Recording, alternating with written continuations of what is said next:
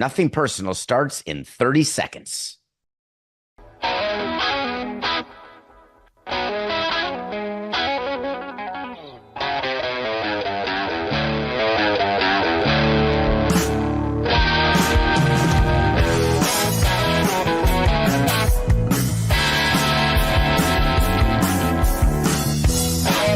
It's just business. This is Nothing Personal.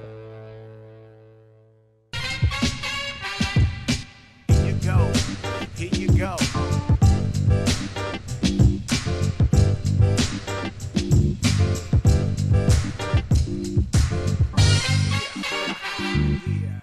Ohio gozaimasu. That's the Nothing Personal word of the day. It is Tuesday, March 18th, 2025.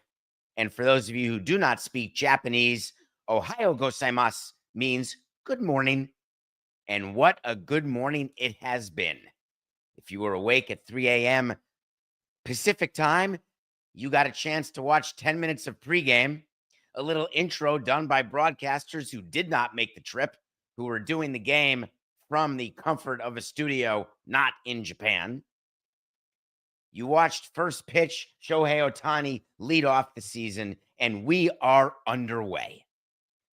I must say that the game has changed in a way that I'm uncomfortable with, and it seems to be the analytic love affair that starting pitchers can't pitch. Spring training, I was taught, year one, first meeting with first GM Jim Beattie, World Series winning pitcher for the New York Yankees. First meeting, spring training. This is the time that we watch our pitchers build so that game one of the season, they're ready to go 90-plus pitches, 6+ innings. And it wasn't just Jim Beattie. Every single GM, pitching coach, manager, and we had our share of managers and pitching coaches, spring training was meant to build up your pitching staff. Now, you could argue we're in the middle of March. But the Cubs and the Dodgers opened spring training early. And you had a matchup of Yamamoto against Imanaga, Japanese pitcher against Japanese pitcher. Imanaga is throwing a no-hitter, 4 scoreless innings, and after 69 nice pitches, they pull him and bring in the backup starter, Ben Brown, who had not pitched since his injury or middle of the season last year. He was out for the year after a issue with his neck that we're glad turned out to be nothing. But I just don't understand how a spring training you built up Imanaga to 69 pitches. So I figured Yamamoto, he's built up, ready to go. Nope. Now, he did give you 6, but he goes 70+ pitches, and that's it. So another bullpen game.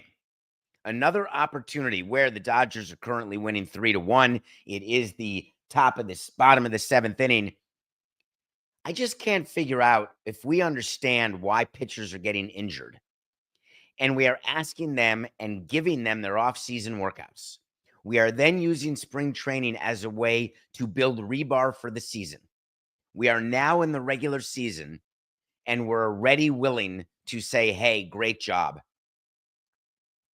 This goes back years. This is a whole world where what we're told by the numbers people is no matter what your eyes see, when your paper says twice through the lineup, when your paper says 65, 75 pitches, that's it.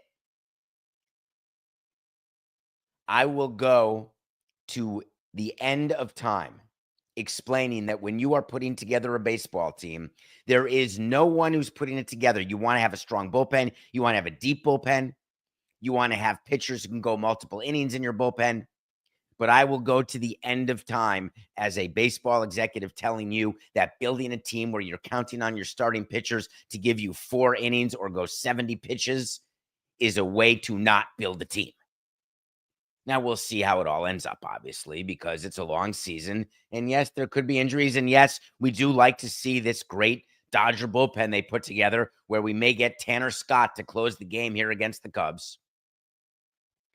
We were woken this morning to the news that Freddie Freeman didn't play. He had some sort of rib issue, so he's a scratch. And we found out that Mookie Betts was well enough to travel because God knows he wouldn't want to get on a plane sick on his own, would he? Because, oh, this would be a good thing for Pablo Torre to find out. Hey, Pablo, did Mookie fly privately from Tokyo back to LA? Or did they have him go through Narita and get on a direct flight first class, which is more comfortable than most private planes, and fly commercially back home? I want him to feel better. I'm sorry that he's sick. But man, flying back and forth to Japan sick is not the plan. So while the baseball season's underway and I'm excited, yes, I've been awake for a number of hours, even if it's 10:05 where you are, I got to move back to football because we had quite a few things happen in football that we're going to talk about. But before that, I'm doing this for Coca. I'm doing this for all of you Mountaineers. We are going to talk about West Virginia again for a record-setting twice in a row, where we told you yesterday West Virginia was left out of the NCAA tournament. We told you that it was pretty dicey that the North Carolina Tar Heels were put into the bracket. We talked about Bubba Gump, but I had no idea what was waiting for me yesterday afternoon. When Matt Coca's name shows up on my phone during the day, it means he found something delicious. And when I saw what it said, I assumed it was from The Onion, because the only words I saw were National Corrupt Athletic Association. And then we heard this. Virginia deserved to be in the NCAA tournament. This was a miscarriage of justice and robbery at the highest levels. Now, who was the last team to get into the tournament ahead of the Mountaineers? That would be the University of North Carolina. Now, let's see how their resume stacks up. The Tar Heels went 1-12 in quad 1 games and even had a quad 3 loss. Ladies and gentlemen, that is your West Virginia Governor, Patrick Morrisey, who thought that it would make sense to spend part of his day, part of your resources as a taxpayer in West Virginia, to initiate an investigation by his acting attorney general because there's been a robbery at the highest level.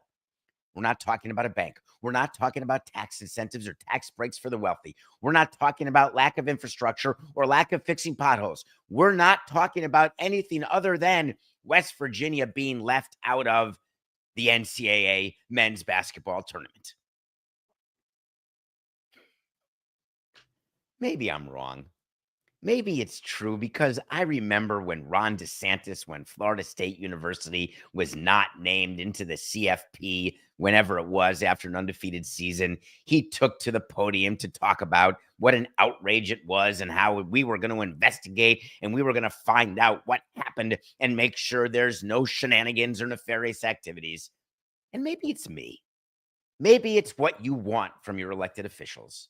Maybe you want your elected officials to feel like, wow, they've got my back. They are for every man. They want to fight injustice wherever injustice rears its ugly head. Or you could be like me and say, man, I'd like you to govern. Of course, you're the governor, which means that you've been given a mandate by the people to govern our state, to try to increase the value of our property, maybe enable us to have a few more shekels dans ma poche, maybe to right the wrongs that afflict so many people. But to right the wrongs of the players on West Virginia or the fans who are despondent beyond repair, I'd like the governor to have taken the podium and said, okay, a show of hands to all of my constituents. We can spend about $100K to investigate this robbery at the highest level and look into the National Corrupt Athletic Association. Or we can cut taxes by 100 grand. Just by a show of hands, where do we stand? Well, I'd like to give my opinion about that, said one random West Virginian. I'm afraid I'm not going to see any of those tax breaks. I'm afraid it won't trickle down to people like me in my economic situation, so I'm all for getting the big guy. Let's go after Bubba. Let's go after those Tar Heels. Can you imagine that you people elected someone that is wasting our time? It's one of the great stories of all time, especially because Patrick Morrissey has a history of this. This guy loves wild goose chases. He used to be the attorney general, and he filed a lawsuit that ended up being successful that challenged a bunch of transfer rules. But what exactly was he doing? Was the purpose to tighten up the portal, expand the portal? Was he trying to initiate what would become the actual transfer portal rules? Patrick Morrissey actually took the stand and said, quote, "Is this retribution? We're going to have to get to the bottom of that," because he thinks that the NCAA left West Virginia out of the tournament as payback to Patrick Morrissey for the lawsuit that he filed as state attorney general. I'd like to take you inside the selection room. I'd like to take you inside Bubba Cunningham as they discuss whether West Virginia will be in the tournament. And it is told, hey, Bubba, we're going to talk about UNC. Get out of the room. They get out of the room. The vice chair picks up and says, let's not forget, West Virginia totally screwed us. That guy, Patrick Morrissey, the governor. I think that 50% of the members of the selection committee couldn't tell you the governor of West Virginia, and the other 50% couldn't give a tinker's damn. What an unbelievable show of narcissism that seems to run rampant in the party. By the way, hi, my name's David Samson. However, you're going to manifest that narcissism by saying this is payback and we're going to investigate it? Surely you jest. And by the way, don't call me Shirley. And by the way, if you're going to investigate something, how about investigating on behalf of all the Alabamans? Let's talk about Alabama just for a sec. Do you remember yesterday we had a conversation about the NCAA tournament, and then we talked about NIT, and I said, hey, if you're West Virginia, you don't get a bid to the NCAA, go to the NIT, win it, because that's cool for the players. Coca calls me yesterday and says West Virginia turned down all postseason tournaments. They're not doing anything. Can you imagine someone who doesn't get the job as Manhattan District Attorney right out of law school and says, you know what, forget it. I'm not going to apply to be a part of any other district attorney's office in New York City because if it's not Manhattan, I'm not interested. Who would ever be such a prize fool? Just because you don't get to be in Major League Baseball, does that mean you don't try? Does that mean you're not interested in winning at AAA or AA? West Virginia takes a pass. Meanwhile, the selection committee for NIT gets together. They make a call to 32 teams. 32 teams are ready to rock and roll. One of the 32 teams says, you know what? I can't do it. I'm so sorry. My name is UC Riverside, and I would have been happy to play in the NIT, but I accepted an invitation to play in a different tournament. It's called the College Basketball Invitational. It has nothing to do with the NCAA, but it means I can't play in the NIT. So the NIT said, no problem. Let's call on South Alabama. And so they do.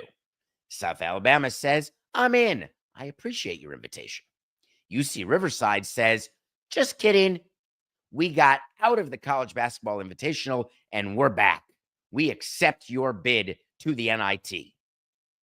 The NIT, for some unimaginable, inexplicable reason, said to UC Riverside, thank you. We're happy to have you. Then they call up South Alabama and say, just kidding. We have no room for you in the NIT tournament. And that led to a load of back and forth. Richie Riley is the coach, and he told Alabama.com, AL.com, that he was told late Sunday evening that his team that had been invited, that invitation had been declined. However, this came after Richard Riley had gotten his team together and said, boys, we're going to the knit. And so Richie Riley decided he was going to go public, and he was going to explain that what they did was unacceptable. So the NIT had to release a statement. And wait till you hear this statement. As the top remaining at-large team not selected to the original field, South Alabama was prematurely contacted by the NIT. Side note, premature anything, not ideal. Premature contact, bad, unless you have gloves and you've taken some tests. South Alabama was prematurely contacted by the NIT on Sunday as a potential replacement, horse hockey, to fill out the 32-team bracket. With all 32 teams accepting their NIT invitations, this opportunity did not materialize. We regret the emotional impact this chain of events had on South Alabama's student athletes and want to congratulate Sun Belt Coach of the Year Richie Riley and his team on a historic season, including a Sun Belt regular season co-championship. Boy, did they workshop that statement. I'm just curious how the NIT came up with that's the story they're going to stick to. And it forced Richie Riley to give a response that said, a meaningless apology to the most meaningful group of players I've ever coached.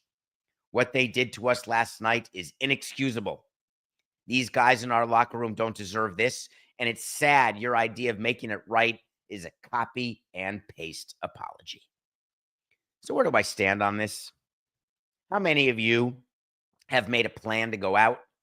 You make the plan, then you get a better offer. You call your first plan and say, sorry, I got to cancel. And then your backup plan that you really wanted as your first plan ends up canceling on you. And you call your first plan and say, hey, I'm back, baby. Are we good? And you, as the person who said yes originally and then got canceled on, you feel sort of weird saying yes because you know what happened. It's like being on the B invite list.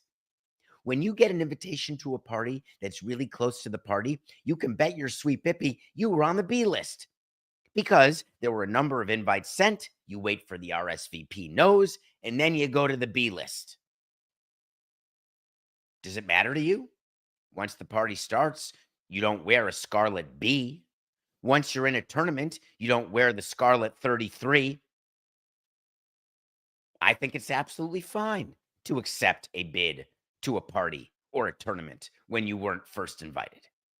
I believe the NIT and the NCAA or anybody has the right to invite who they invite and then to make up the schedule at the last possible minute to get the best possible teams that they want at their party, at their tournament.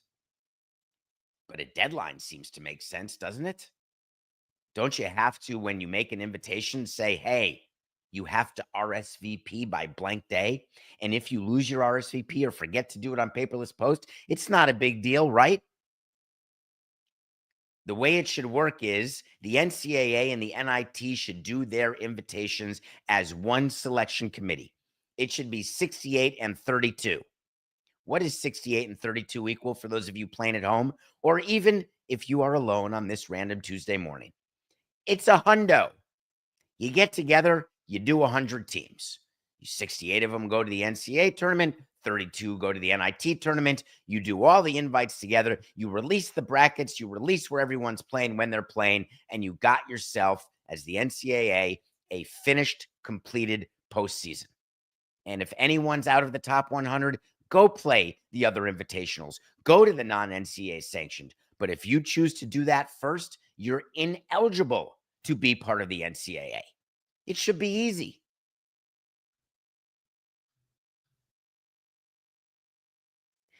I'm pretty sure that once you're a hurt player, that's what you are. And this is a tough one to talk about for me because as an executive, I was a little different. I always assumed that while a player's history was meaningful to me, that it would change. during the next particular season, that if I had a player who had the soft tissue damage or injuries, who just somehow was finding a way to be injured way more often than a normal player and was playing 50, 80, 100, 110, even 120 games a year, I said, no, this is the year they're going to give me 145 plus. Except it never worked that way. I was looking around at the transactions, which is something that Coke and I like to do for sport, which is why we don't have a lot of other friends or a social life that really would make sense to anyone but ourselves. And we came across the Minnesota Twins. The Minnesota Twins are in a division that is eminently winnable. It puts the M in mediocre, but pay attention on March 26th when we do our preview. But the Detroit Tigers may be the best team in the division. You never want to forget about the Guardians. You only want to forget about the White Sox. And we were looking at the Twinkies, and we saw that Royce Lewis has a moderate hamstring strain. You may not know that name, but let me introduce you to who Royce Lewis is. Royce Lewis is a first-year arbitration player who is a far above average player when on the field. However, he's had a problem staying on the field. As a matter of fact, he got to arbitration only playing 152 career games. There are people who don't get a year of service until they've played 152 games. Royce Lewis, while he has 33 home runs over those 152 games, which would be one hell of a season if it were a season, driving in 104, a WAR close to 3.5. The problem is, it took him 3 actual seasons to get there. So you take the player to arbitration, you pay him his money, and you say to yourself, this is just early career stuff. It's all going to be fine.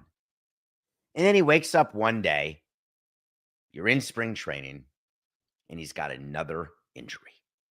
There's no timetable for his return. He will start the season on the injured list. At 25 years old, it would appear that while he's torn his right ACL twice, while he's had an oblique, abductor, quad, hamstring, and knee situation, that these are not unrelated. And that maybe he has learned how to be a major leaguer from Byron Buxton or his other teammate, Carlos Correa. Because those are 2 other Twins who are really good players.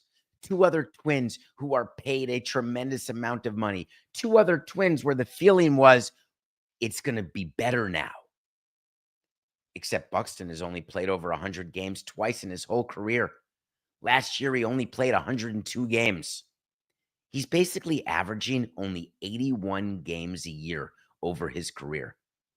Do you know that means you're hurt for 3 months a year? And still the Twins were pressured into giving him $100 million. Why? Because as executives, we get seduced. I can't tell you that feeling when you see a player perform who you know has an injury problem, but you see what he does when he's healthy, and you say to yourself, totally irrationally, you say, wow, we got this. This is his moment. Well, guess what? He's never had a moment. What about Carlos Correa? Another example. Do you remember the pressure that Minnesota had to sign him to that long-term deal? Do you remember how crazy that was? And then they did it. And now, do you know that Carlos Correa, he had another year last year? He played in 86 games. This guy has never been able to stay healthy. And still, Rocco Baldelli in his 7th year was able to ride his pitching staff, led by Pablo Lopez, to an 82-game win regular season last year. And in fact, DraftKings right now, odds subject to change, tells you that the Twins are plus 210 favorites to win that division. To me, that is you, the people, you, the betting public, looking at this team, looking at these names, and dreaming of a moment. It's not going to come. You usually like to say that past results are not indicative of future performance. I lived a whole career that way, whether it was Wall Street or baseball. But I've been taught over time that, in fact, past injury performance is exactly indicative of future IL time. The Twins aren't the only team dealing with injury, that's for sure. Something came up yesterday with one of my favorite players, Max Scherzer, who I will grant you is one of the best pitchers and scariest pitchers I had to face during my career. As an executive, of course, I never got in the batter's box against him. We've told you the stories of his involvement in the last collective bargaining agreement. We've told you about his relationship with his agent, Scott Boras. We've told you all that. Max Scherzer's never at a loss of something to say, but yesterday he said stuff that blew me away. We're talking about someone who is on a 1-year, $15+ million deal. The Blue Jays brought him in to be the veteran Al Leiter of the 2005 Marlins, to come in and be a leader and win games and bring the Blue Jays to October in what could be Vlad Guerrero's final year in Toronto, the platform year for Bichette as well. And Max Scherzer said yesterday, man, my thumb hurts. It hurts to grip the ball. And the critical thing I've learned over the years is that your thumb is absolutely critical to your arm health.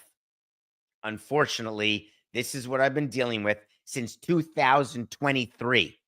That means that while Max Scherzer passed a physical and got a $15 million guaranteed contract, he had a pre-existing injury that he may or may not have talked about during his physical or during the period of time when the Blue Jays were signing him. And no, I'm not saying that it's somehow fraudulent inducement into a contract. I am saying that the Blue Jays have a problem because somehow Max Scherzer has figured out that anytime he pitches more than 50 pitches, the thumb flares up.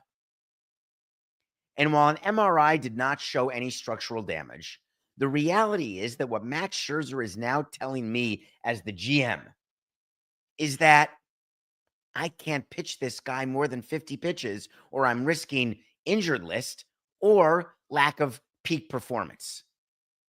What is the use of a starting pitcher who can't go more than 50 pitches? And while I'm getting ready to do a segment on that very topic, it occurs to me that I led off the show talking to you about healthy starting pitchers who barely are going more than 50 pitches. So maybe the Toronto Blue Jays looked at Max Scherzer and said, I really have no major problem with the fact he can't go more than 50 because, frankly, that's pretty much what we do anyway for our starters. And I tell you that then you've got to piggyback him with another starter or another bullpen arm who can go deep. Otherwise, you're crushing your bullpen during the course of a season. It makes no sense. So what do you do if you're the Blue Jays and you hear Scherzer talking about how critical his thumb is? And obviously, I would agree with him. What's more critical than a thumb? The opposable thumb. It's what makes us us. But when it comes to pitching and health and figuring out innings for the course of a 162-game season, I'm going to need someone who can give me more than 50. Which brings me to my wait to see. Wait to see is when I tell you something's going to happen. If it does, great. If it doesn't, fine. Max Scherzer is going to pitch out of the bullpen this year because the Toronto Blue Jays are going to realize that having a guy every 5 days who tells you that after 50 pitches, he's cashed, that means your team won't be cashing a lot of victories. Wait to see Scherzer pitches out of the bullpen this coming year. Book it, Coca. All right, let's take a break. When we come back, one of you asked a question. I can't wait to talk about it. If you're from Chicago, and I know we have a loyal audience, wait till you hear what's cooking in the Illinois State Assembly. We'll be right back.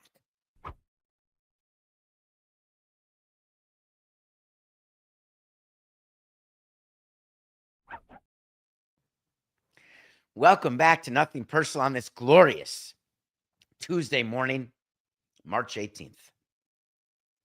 We are watching live as the Dodgers and Cubs go to the 9th inning. By the time you're listening to this, the game's probably over. Unless you're live with me now, in which case we're going to stay on it. I think we're going to see Tanner Scott here, Coca. Fresh off his 4-year, $72 million deal. Come in and try to close the game for the Los Angeles Dodgers. I told Coke I was watching a show this weekend, and he said it's canceled. Why bother?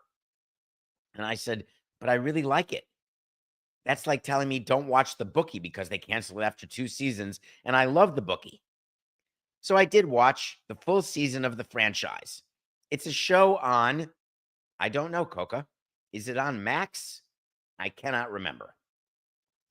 It is on Max. It's starring Richard E. Grant, who you may know from LA Story, although I doubt any of you know him from that, but you've seen him in a bunch of stuff. And Hamish Patel, who you may know from Yesterday, All My Troubles Seem So Far Away, the phenomenal movie with everyone not knowing who the Beatles were and then thinking he's the one who wrote all these incredible songs. Anyway, the franchise is about a group of people making a movie that is part of a franchise, like a Marvel movie.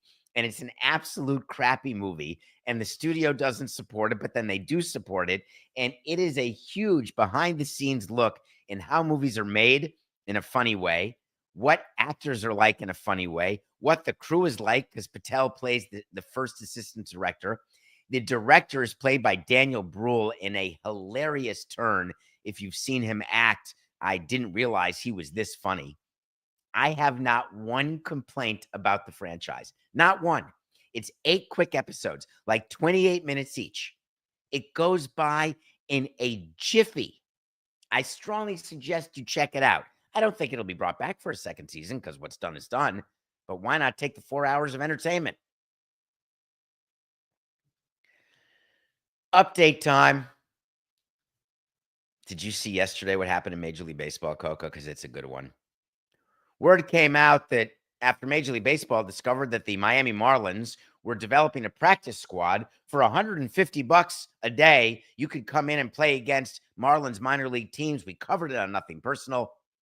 Major League Baseball said, you know what? Nope, we're not going to allow it. What I really appreciate about that is that Major League Baseball had to step in, because what the Marlins were doing is they were, in theory, creating another minor league team.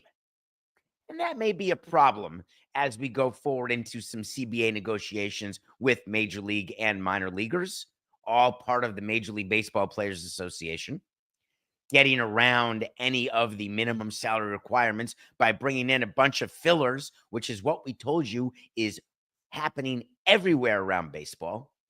But you just got to be smarter about it. So now the Marlins can't have this extra team, but their system is still going to have fillers. They're still going to pay guys. Don't kid yourself. They're still going to pay guys $150 to come in and be fillers. They just were too obvious about it. I'm sure baseball was thrilled. Ohtani, by the way, in the top of the ninth, got his second hit.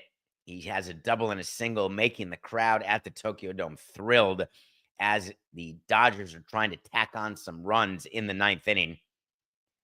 But in the meantime, we got to talk about Chicago, because while Cubs fans are watching this game and hoping Craig Counsell can be worth $8 million a year and that somehow the Cubs will be doing something right with Kyle Tucker in the middle of his lineup as a new addition, there's something else going on that one of you brought to my attention.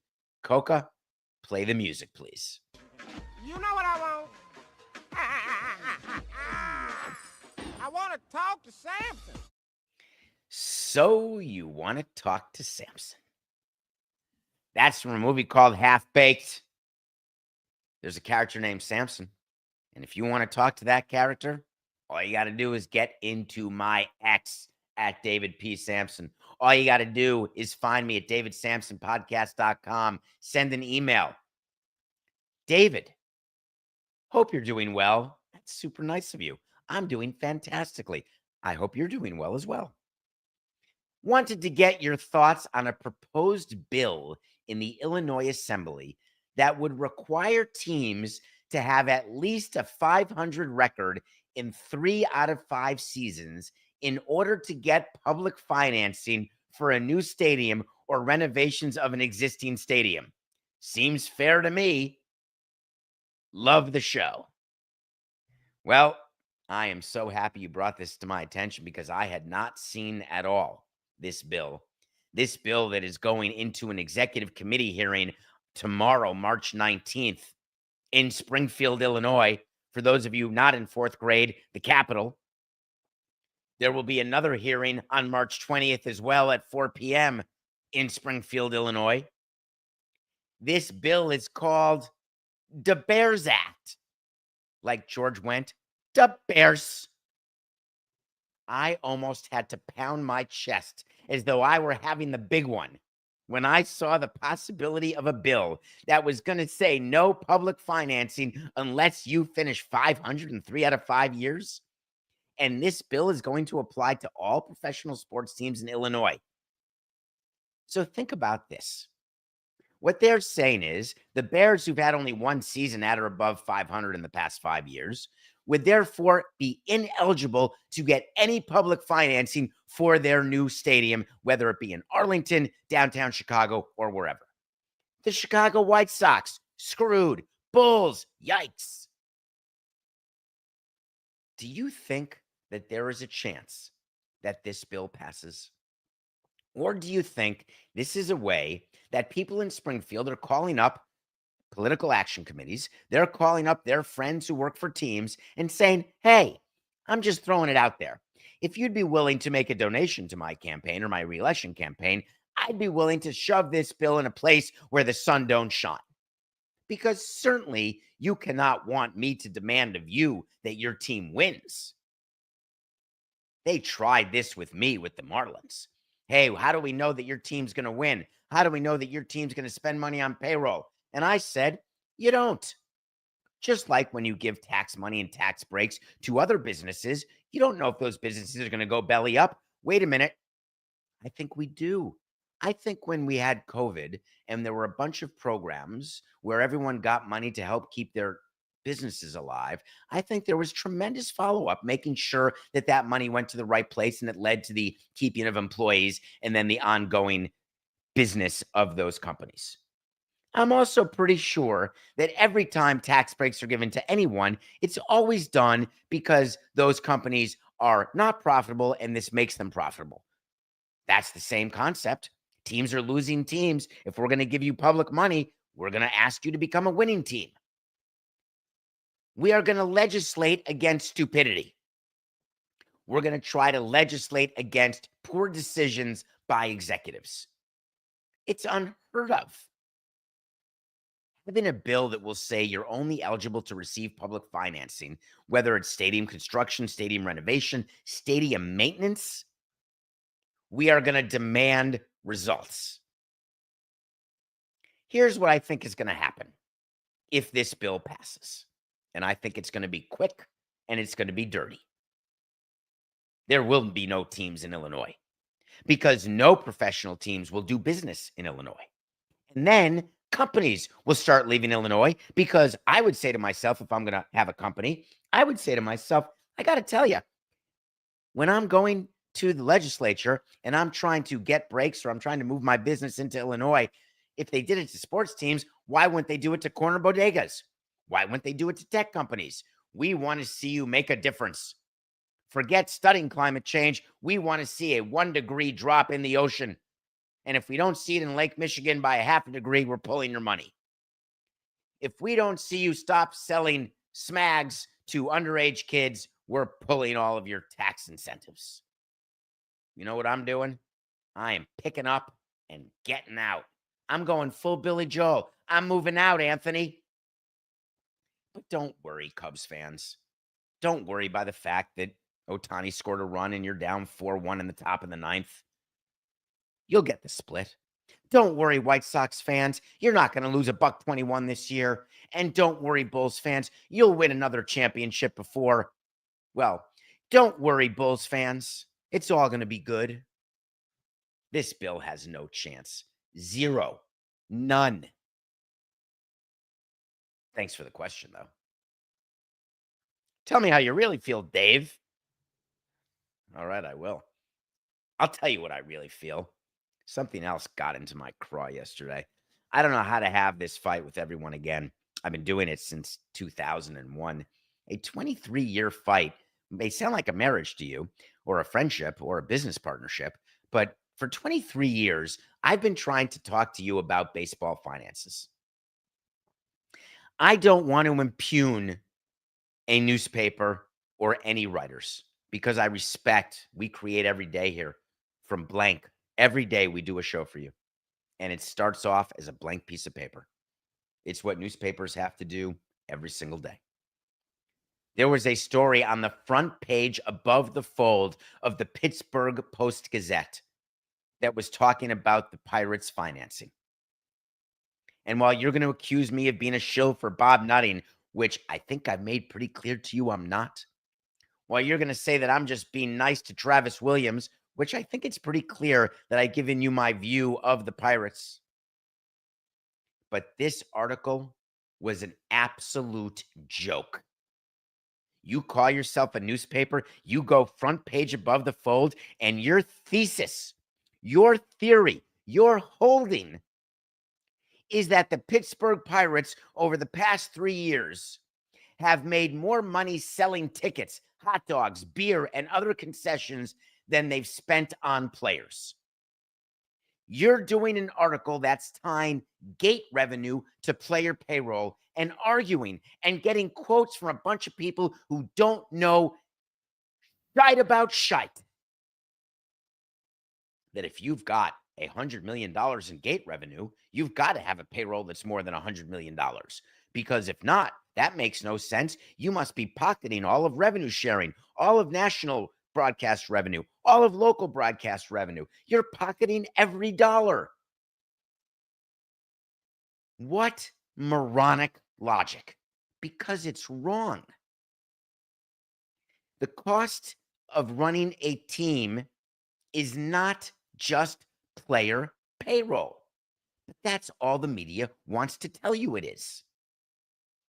What about the aforementioned minor league system, which costs tens of millions of dollars? What about the people in marketing, finance?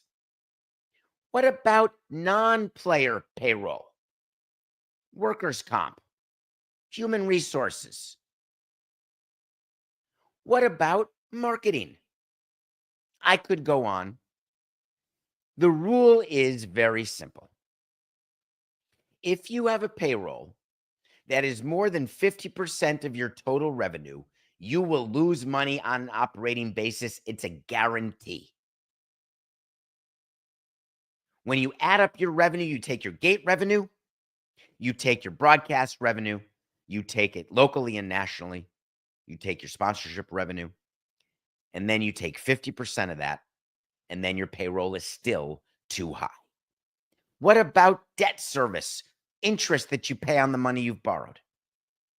There's so many areas where cash is used to run a baseball team or to run a business that to further the narrative that this is solely matching payroll to gate revenue as a way to show that Bob Nutting is a cheapskate and has not held his share of the bargain with the beautiful PNC ballpark is a disservice to your readers. Why do you want to treat people as though they're stupid? It forced Travis Williams to come out and give quotes that he shouldn't have to give, but that we know in baseball happen to be right. He said, we're not taking any dollars out of it. We're not paying Bob Nutting. We're not making a distribution to the ownership group. Any proceeds that we generate are reinvested into the ball club in some form or fashion. Where do you think the money comes from for capital improvements and maintaining a ballpark? Where do you think the money comes from doing improvements to your ballpark that aren't actually fan-based, that are weight room-based or non-revenue generating based, or investing in analytics, or investing in the crazy $500,000 pitching machines that somehow imitate an actual pitcher? And yet baseball averages continue to go down year after year, but let's keep spending money. Where do you think you get the money for the cryo chamber? The cryo chamber. Darn it, 4869. Where do you think you get the money for the cryo chamber? To put a team on the defensive. And does this bite? Yeah, it does. because this happened to me all the time. You had smart writers for the Herald or Sun Sentinel who were trying to tell you that the way the Marlins are, they must be making money. They're going to bleed and leak documents through Deadspin to show how much money the Marlins are making, without any understanding of what it is to actually run a business, or what it is to have to pay down debt in order to lower debt service because you're violating baseball rules. But why let facts get in the way of a good story? How about if we do a top of the fold story of why the Pirates have been so bad, and it's not about payroll, because there's plenty of teams with their payroll that make the playoffs consistently, that compete in a relatively interesting, mediocre division. The fact is, the Pirates' baseball decisions have been mediocre with mostly doses of crap. But blaming them for not signing a bunch of long-term deals that end up not working out?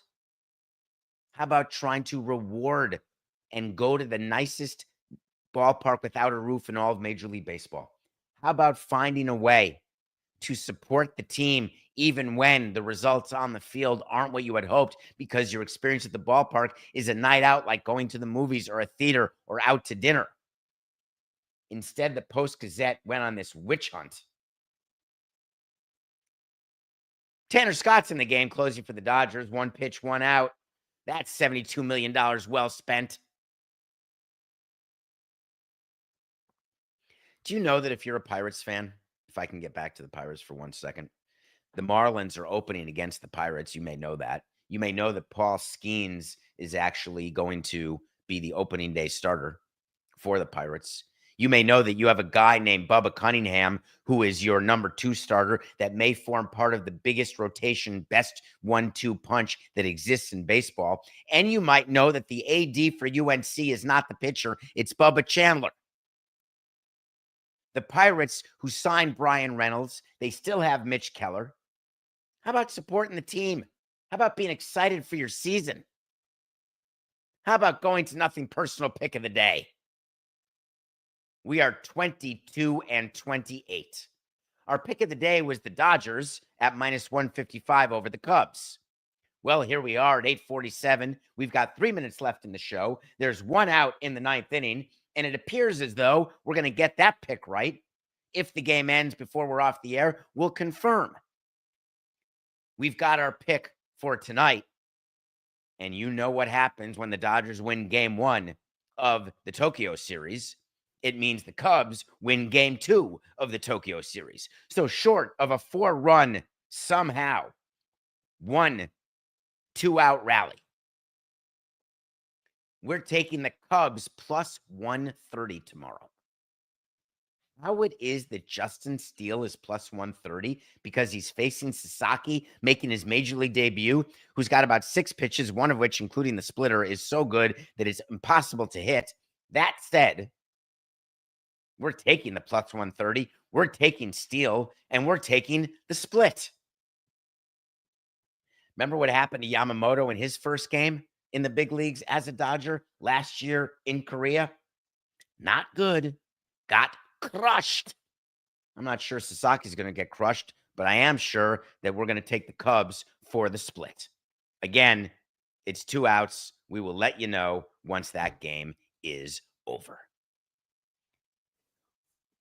As we end the show today, I've got about 10 other things I wanted to talk to you about. Again, we're going to run out of time, and I'm not going to just blow through a topic and rush through it because we only have under a minute and a half left. I could start to talk to you about all the things in baseball that are exciting me about this coming season. I've got a whole list of them like Ace Ventura. But instead, I could sit here and stay quiet, which will make the people at DraftKings super despondent at exactly the wrong time. I want them to be engaged and happy because I want to tell them that I can fill until the Dodgers game ends, which it just did. Dodgers win Game 1, 4-1.